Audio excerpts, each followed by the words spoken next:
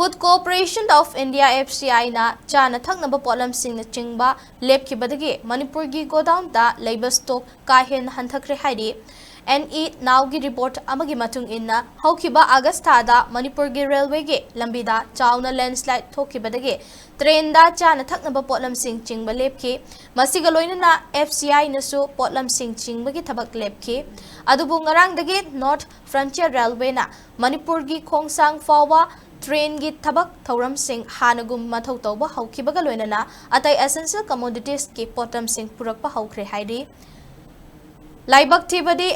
FCI na makhoi gi chana thaknaba potlam-sing chingmagi thabak amata lokhalaktabana Manipur gi district sing da laiba FCI gi godown sing da stock ki chang ka hena nemkhre hairi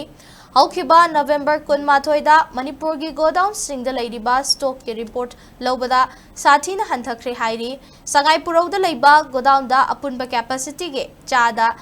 13.3 lei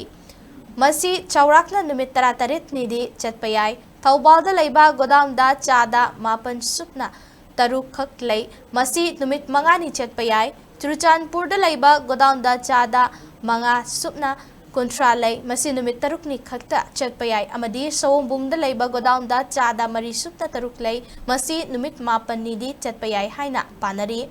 Fibam asi yorakpada FCI da chana thaknaba potlam-sing athubada chingnaba mari lainaba singda takshinba honare haire Karigumba FCI na telaba numit kharani asida chana thaknaba potlam-sing chingdaba taragade hairiba district Churachandpur Thoubal Imphal East Imphal West district sing asi Awaba Mayoknaragani Leire hairi